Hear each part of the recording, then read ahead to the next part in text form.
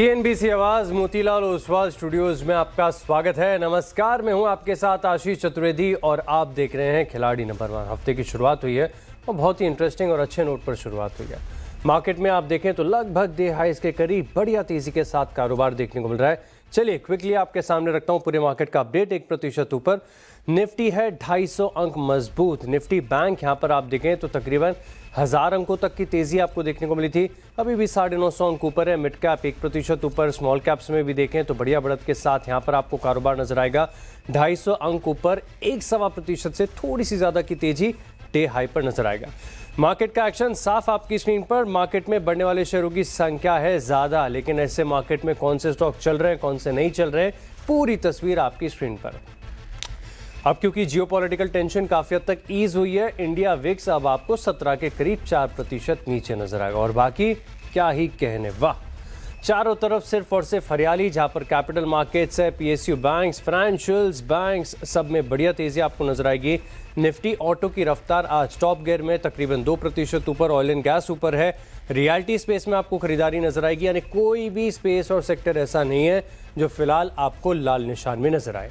रखता हूं आपकी स्क्रीन पर निफ्टी के कंपोनेंट्स। निफ्टी के कंपोनेंट्स में आपको समझ ही गया होगा कि आज HDFC बैंक, L&T, ICICI और M&M ये तेजी दे रहे हैं, लेकिन नतीजों के बाद हिंडाल्को नीचे है, ONGC क्योंकि कच्चा तेल गिरा है, बजाज ऑटो और TCS से थोड़े से कूल ऑफ हुए, लेकिन कोई खास सिग्निफिकेंट ड्रैग डाउन नहीं है। निफ्टी बैंक अब आपकी स्क्रीन पर। निफ्टी बैंक को ध्यान से देखिएगा, कोई भी स्टॉक नहीं है जो गिरने वाली लिस्ट में है। सब के सब स्टॉक्स आप देखें तो कुल मिलाकर तकरीबन राउंड फिगर आप समझ लीजिए कि 1000 अंकों की बढ़ोतरी यहाँ पर देखने को मिली। लेकिन हफ्ते की शुरुआत हो रही है और बहुत ही इंटरेस्टिंग नोट पर हम शुरुआत कर रहे हैं। शो में करते हैं स्वागत हमारे तीनों मार्केट एक्सपर्ट्स का। प्रूडेंट कॉर्पोरेट के प्रदीप होचंदानी, कोटक सिक्योरिटी से अमोल आठवले और मेरे एसेट शेर खान के मुत्तु सेल्वराज जय में हमारे साथ। आप तीनों को नमस्कार, शो में है स्वागत और बेस्ट विशेस आप तीनों को। और शुरुआत कर लेते हैं खेल की। आज समय थोड़ा सा कम है मेरे पास, तो सबसे पहले प्रदीप जी आपके पास आऊंगा। बताइए सर, इस हफ्ते का पहला स्टॉक आपकी टीम में कौन सा होगा? जी, गुड मॉर्निंग एवरीवन। पहला पिक रहेगा फिनोलेक्स केबल। एक स्ट्रॉन्ग अपमूव के बाद पिछले करीबन 7-8 सेशन में एक ब्रीफ करेक्शन और कंसोलिडेशन फेज देखने के बाद आज के सेशन में एक अबव एवरेज वॉल्यूम के साथ ये आर्ली चार्ट्स पे ब्रेकआउट कंफर्म कर रहा है। 1087 के करंट रेट पे फिनोलेक्स केबल को जोड़ेंगे। स्टॉप लॉस रहेगा 1040 का और 1180 के टारगेट रहेंगे। 80 तक के टारगेट्स यहाँ पर आपको देखने को मिल सकते हैं। 1088 रुपए के करीब का भाव, 1040 का स्टॉप लॉस। पहला स्टॉक्स फिनोलेक्स केबल्स रखेंगे खास नजर। चलिए अब अमूल जी के पास चलते हैं। अमूल जी बताइए स्टॉक पिक। पूनावाला फिनकॉर्प के साथ जाना चाहूंगा। पोजिशनल पॉइंट ऑफ व्यू से देख रहा हूँ 401 के आसपास चल रहा है। टेक्निकल बाउंस बैक एक्सपेक्टेड है 420 425 टारगेट्स निकल के आ रहे हैं। स्टॉप लॉस उसका रहेगा 394 का। ओवरसोल्ड है, लॉन्ग करेक्शन है, रिवर्सल फॉर्मेशन है। अगर यहाँ पे रिवर्सल फॉर्मेशन कंटिन्यू होता है तो पूनावाला फिनकॉर्प में एक टेक्निकल बाउंस बैक देखने को मिल सकता है। ओके, 425 का टारगेट है यहाँ पर। मुत्तु सेल्वराज जी नमस्ते, बताइए सर पहला idea. Good morning Ashish ji, good morning all panelist. मेरा पहले स्टॉक होगा Chambal fertiliser consolidation breakout consolidation breakout करके ट्रेड करते हुए नजर आ रहा है और ये stock further significantly positive trend देखने मिल रहा है। फर्दर एक्सटेंड टारगेट टुवर्ड्स 480 490 तक जा सकता है। स्टॉप लॉस मेरा रहेगा 455 का। 455 का स्टॉप लॉस। हफ्ते की शुरुआत हो रही है, खेल के नियम बता रहे हैं कि 3 आइडियाज पहले पोर्टफोलियो में शामिल होंगे। मुत्तु जी दूसरा आइडिया भी आप बताइए सर। दूसरा आइडिया रहेगा मेरा ये अपना स्मार्ट वॉक। स्मार्ट वॉक्स या कंसोलिडेशन, वो भी कंसोलिडेशन ब्रेकआउट देखने मिल रहा है और upside target significantly positive trend देखने मिल रहा है। अपसाइड टारगेट होगा मेरा सॉरी क्या आते हैं स्क्रीन पर? 480 का। 480 का स्टॉप लॉस होगा 445 का।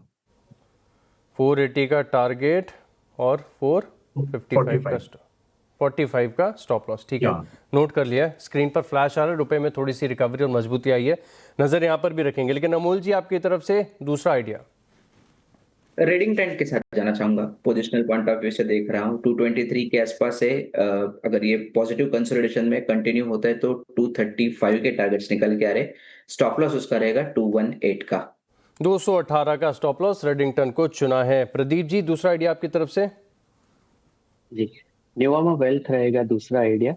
पिछले दिनों एक स्टीप करेक्शन देखा गया ऊपरी लेवल से, 20 डेमा का सपोर्ट लेके रिकवर हुआ है और आज के सेशन में अर्ली चार्ट्स पे ब्रेकआउट कंफर्म हो रहा है। 1505 1505 के करंट रेट पे न्यूवामा वेल्थ को ऐड करेंगे। 1460 1460 का स्टॉप लॉस रहेगा। 1620 1620 के टारगेट रहेंगे। परफेक्ट। अमोल जी, तीसरा आइडिया। टाटा स्टील के साथ जाना चाहूंगा। 210 के आसपास है, बाउंस बैक एक्सपेक्टेड है। स्टॉक ऑलरेडी कंसोलिडेशन टाइट में चल रहा था। 220 तक के टारगेट निकल के आ रहे हैं। स्टॉप लॉस उसका रहेगा 206 का। 206 के स्टॉप लॉस के साथ 220 का टारगेट है। प्रदीप जी, आपकी तरफ से तीसरा आइडिया। तीसरा आइडिया रहेगा पीएनबी हाउसिंग। एक बहुत ही नैरो रेंज में ये पिछले 7-8 सेशन से ट्रेड कर रहा था और आज के सेशन में एक अच्छे वॉल्यूम के साथ इस रेंज का ब्रेकआउट कंफर्म कर रहा है। 1088 1088 के करंट रेट पे इसको जोड़ेंगे। 1059 का स्टॉप लॉस रहेगा और 1160 के टारगेट रहेंगे पीएनबी हाउसिंग। 1160 के टारगेट्स के लिए खरीदारी करेंगे। मुत्तु सेल्वराज जी, तीसरा आइडिया आपकी लिस्ट में। मेरा तीसरा आइडिया रहेगा पीएसयू बैंक में। पीएसयू बैंक आज पार्टिसिपेट कर रहा है, बैंक निफ्टी भी पॉजिटिव लग रहा है, तो बैंक निफ्टी अपसाइड के टारगेट यहाँ से देखने मिल रहा है 55,500 लेवल तक देखने मिलेगा। तो मेरा पिक रहेगा बैंक ऑफ बड़ौदा। करंटली 269 चल रहा है, ट्रायंगल पैटर्न ब्रेकआउट है, तो मेरा सिग्निफिकेंट पॉजिटिव ट्रेंड देखने मिल रहा है टुवर्ड्स 290 तक। मेरा स्टॉप लॉस रहेगा 263 का। 263 के स्टॉप लॉस के साथ bank of Baroda PSU bank में रफ्तार है, तो यहाँ पर रखेगा आप खास फोकस। और इसी के साथ हमारे जो तीनों मार्केट एक्सपर्ट्स हैं, इन्होंने अभी अपने इंटरम पोर्टफोलियो की तैयारी पूरी कर चुकी है। लेकिन आप सोच रहे होंगे कि आज हम इतनी तेज़ी में क्यों हैं, क्योंकि बड़ी खबर है। चलिए अब इसका रुख करते हैं और हम बात करेंगे अनुपम रसायन के मैनेजमेंट से। कंपनी के नतीजे अनुमान से कम रहे, लेकिन बोर्ड ने ब्लिस जीवीएस की जो यहाँ पर हिस्सेदारी खरीदनी है, इसको मंजूरी दे दी है। कंपनी ब्लिस जीवीएस में 48% से ज़्यादा हिस्सा करीब 1370 करोड़ में खरीदेगी। साथ ही अतिरिक्त 26% हिस्से के लिए ओपन ऑफर भी आएगा। नतीजे और ब्लिस जीवीएस की डील पर ज़्यादा जानकारी के लिए बात करने के लिए हमारे साथ जुड़ रहे हैं कंपनी के सीईओ विशाल ठक्कर। सर, शो में स्वागत है आपका। नमस्कार। और बड़ी डील यहाँ पर कंपनी की तरफ से देखने को मिली है। सबसे पहले आपके जो शेयर होल्डर्स हैं और हमारे दर्शक हैं, इनको समझना चाहिए कि ये दरअसल डील आपने क्यों की है, क्या राशनल है इसके पीछे? थैंक यू आपको आपने हमें आपके चैनल पे लाने के लिए। अगर आप देखेंगे तो हिस्टोरिकली अनुपम लास्ट 5-7 साल से हम लोग फार्मा में फोकस कर रहे हैं और हमारा रेवेन्यू जो मुश्किल से 2% ऑफ हमारा रेवेन्यू का होता था फार्मा से, जो आज की तारीख में 20% हो गया है। और हमारा मानना है कि ये सेगमेंट हमको और भी ज्यादा तेजी से बढ़ाना है। और ब्लिस जीवीएस हमारे हिसाब से ये बहुत ही अट्रैक्टिव अपॉर्चुनिटी लगती है हमें, क्योंकि आज की तारीख में उनकी कैपेसिटी यूटिलाइजेशन आज की तारीख में 30% ही है। उनका मार्केट यूएस और यूरोप और इंडिया में न होने के बराबर ही है। तो वो सेगमेंट है जहाँ पे हम लोग बहुत स्ट्रांग है, वो ज्योग्राफी में हम लोग बहुत स्ट्रांग है। सो ब्लिस जीवीएस का ग्रोथ हम वहां से देख सकेंगे। दूसरा बात है कि आज अनुपम एक टोटल फार्मा प्लेटफॉर्म दे पाएगा, जो एक इंटीग्रेटेड प्लेटफॉर्म दे पाएगा हमारे कस्टमर्स को, हमारे और ब्लिस के कस्टमर्स को। आज सीडीएमओ बिजनेस वहां पे वो भी हम लोग और ग्रो कर पाएंगे वहां पे।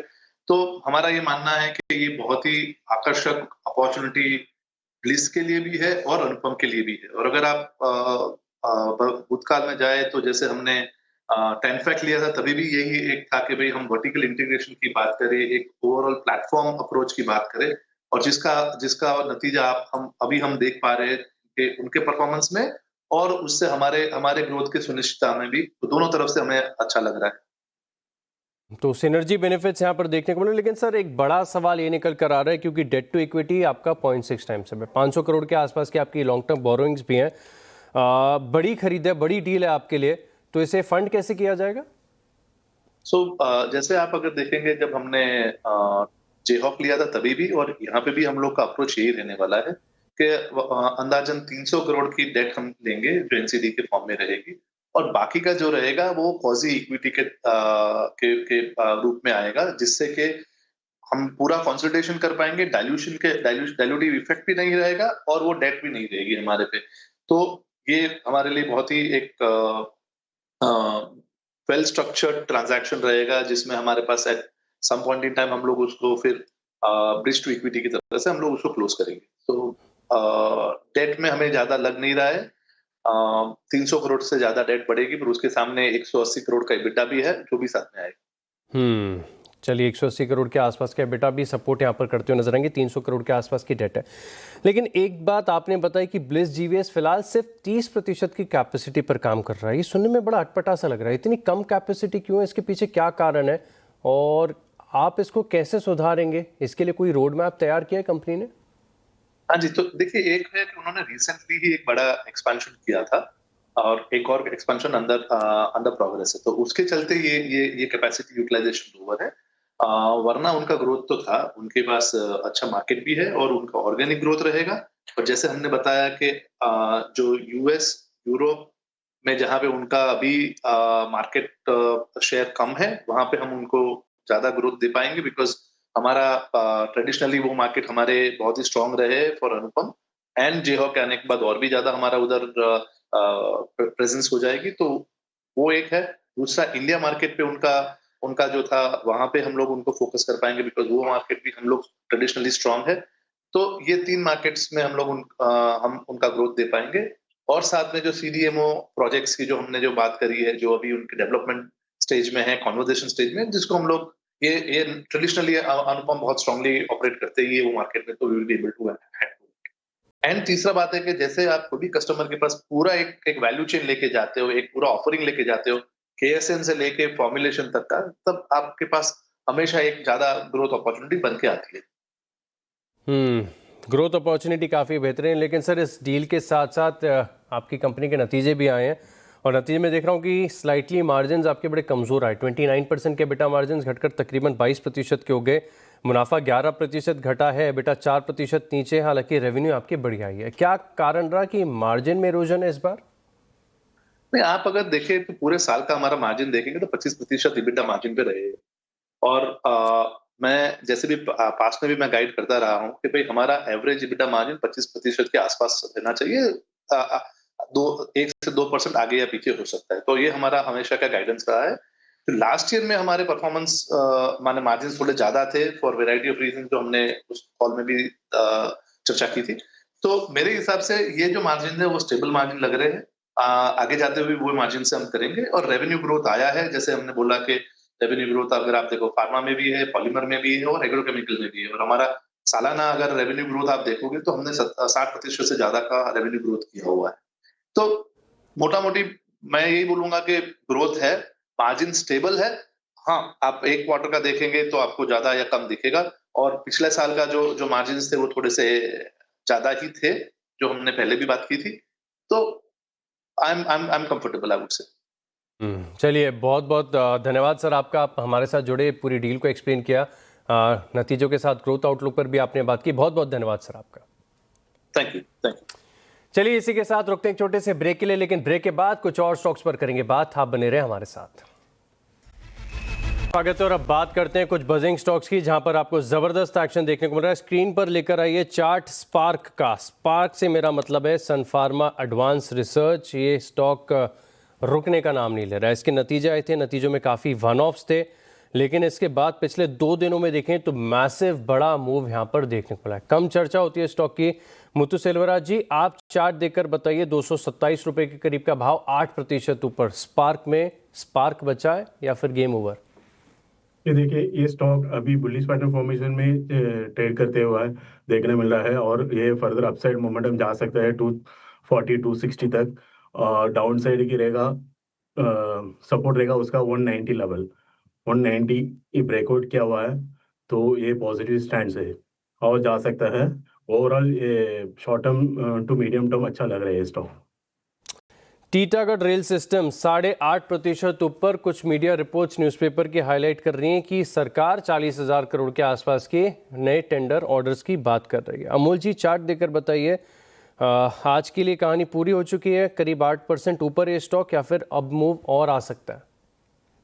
नहीं, टेम्पररी ओवरबॉट जरूर है, बट शॉर्ट टर्म सेटअप काफी हद तक इम्प्रूव हुआ है। दूसरा इंपॉर्टेंट चीज है कि 200 डे सिंपल मूविंग एवरेज को भी आज उसने सक्सेसफुली क्लियर किया है। सो इंट्राडे में शायद रेंज बाउंड टेक्सचर देखने को मिले, बट पोजिशनली 800 या फिर 200 डे सिंपल मूविंग एवरेज एक रेफरेंस पॉइंट रहेगा। जब तक उसके ऊपर है, ये बुलिश सेंटीमेंट कंटिन्यू रहेगा। On the higher side resistance है 840 और 850 का। प्रदीप जी, आप चार्ट देखिए कोलगेट पामोलिव का नतीजों का रिएक्शन आज देखने को मिला। 4 से 5% की वॉल्यूम ग्रोथ, प्रीमियमाइजेशन पर फोकस है कंपनी का, लेकिन नतीजों में ग्रोथ नहीं है। और सुबह मैं इसकी चर्चा भी कर रहा था कि टूथपेस्ट एज अ कारोबार ऐसा है कि एकदम से डिमांड नहीं बढ़ेगी। अब 2.5% नीचे है कोलपाल, क्या करना चाहिए इसमें? अक्षय जी, पिछले 4-5 हफ्तों से एक नैरो रेंज में ट्रेड कर रहा है कोलपाल, और आज की फॉल के बाद इस रेंज के लोअर एंड पे आ गया है। 34 DA में आज का लो है, उसके साथ कोइंसाइड हो रहा है, तो 2080 के इस लेवल पे ध्यान रहेगा। अगर ये लेवल ब्रेक होता है तो करेक्शन एक्सटेंड हो सकता है करीबन 1970 से 80 के लेवल तक। ऑन द हायर साइड इस रेंज का रेजिस्टेंस की बात करें तो 2220-25 के आसपास है, और ये हर्डल क्रॉस होगा फिर ही एक सस्टेनेबल अपमूव हम 2300 और उसके फर्दर देख सकते हैं। चलिए अब बढ़ते हैं शो में आगे। और पीएम मोदी ने 2047 तक देश का विकसित भारत और $30 ट्रिलियन इकोनॉमी बनाने का लक्ष्य सामने रखा है। ये महज एक सपना नहीं बल्कि नए भारत की हुंकार है। ग्लोबल लीडरशिप के इस महालक्ष्य का ब्लूप्रिंट सिर्फ इरादों से नहीं बल्कि एक ठोस रोडमैप से साकार होगा। इस रोडमैप को दिशा देने के लिए CNBC आवाज लेकर आ रहा है देश की सबसे बड़ी आर्थिक महापंचायत भारत इकोनॉमिक संवाद, विकसित भारत का रोडमैप। इस भव्य मंच पर जुटेंगे देश के नामचीन अर्थशास्त्री और दिग्गज इंडस्ट्री लीडर्स, जो मिलकर लिखेंगे इंडिया की ग्रोथ स्टोरी का अगला सुनहरा अध्याय। एक मंच, एक विजन। देखिए भारत इकोनॉमिक संवाद कल सुबह 10 बजे से सिर्फ CNBC आवाज पर। और अगर आप इस भव्य समारोह का हिस्सा बनना चाहते हैं तो स्क्रीन पर दिखाए गए QR कोड को तुरंत स्कैन करें और अपनी सीट पक्की करें।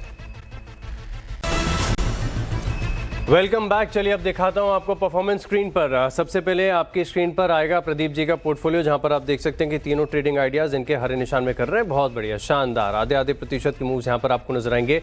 इसके अलावा देखते हैं अमोल आठवले के पोर्टफोलियो को, तो यहाँ पर भी वाह क्या बात है, तीनों स्टॉक जिन स्तरों से आपके साथ शेयर किए थोड़े से ऊपर ही है। मुथु सेल्वराज के आइडियाज आपकी स्क्रीन पर देखेगा बड़े ध्यान से, क्योंकि इनमें से वाह स्मार्ट वर्क्स को वर्किंग ने तो कमाल कर दिया, 1% की तेजी। बाकी बैंक ऑफ बड़ौदा और चंबल फर्टिलाइजर ये भी ऊपर है। फाइनल रिपोर्ट कार्ड अभी तक की आपकी स्क्रीन पर आएगी। फिलहाल देख सकते हैं कि हमारे तीनों मार्केट एक्सपर्ट्स के पोर्टफोलियो हरे निशान में अभी फिलहाल के लिए थोड़ा सा इंच अप आगे कर रहे हैं। मुथु सेल्वराज ऑलमोस्ट 1.6% के गेंस के साथ, अमोल आठवले 0.3% और प्रदीप जी के पोर्टफोलियो में भी शानदार 1.2% के गेंस यहाँ पर देखने को मिल रहे हैं। आप तीनों मार्केट एक्सपर्ट्स को धन्यवाद और बेस्ट विशेष इस हफ्ते के लिए। इसी के साथ इस शो में इतना ही। आप बने रहेंगे CNBC आवाज के साथ। नमस्कार।